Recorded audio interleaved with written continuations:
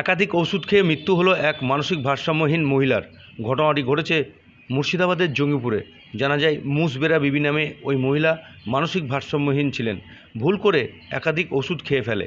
এরপরে পরিবারের সদস্যরা বুঝতে পেরে তড়িঘড়ি তাকে উদ্ধার করে জঙ্গিপুর হাসপাতালে চিকিৎসার জন্য নিয়ে যায় এবং সেখানে চিকিৎসার পর মুর্শিদাবাদ মেডিকেল কলেজ হাসপাতালে রেফার করানো হলে সেখানে চিকিৎসারত অবস্থায় গতকাল তার মৃত্যু হয়। তার দেহ আজ সকাল 10:30 নাগাদ ময়নাতদন্তের জন্য পাঠানো হয় বহরমপুর মর্গে।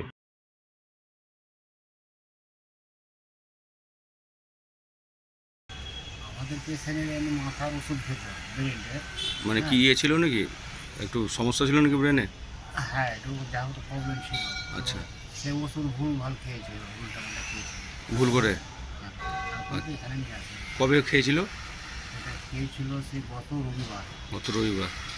যে প্রথমে কোন হসপিটাল নিয়ে গেছিলেন? জমিপুর। তারপরে মেডিকেলে। হ্যাঁ, দিয়ে এখানে কবে মারা গেছে? মারা গেছে আপনার কালকে বিকেল 5-6টা নাগাদ। নাম কি যে মারা গেছে? মুসবেরা বিবি। হ্যাঁ, মুসবেরা বিবি। মুসবেরা বিবি। বয়স কিরকম হবে? বয়স 33। মানে ওই মানসিক ভারসাম্যহীন ছিল, হ্যাঁ। মানে ওষুধও খেত, চিকিৎসাও চলছে তো? হ্যাঁ। আচ্ছা, আপনার নাম?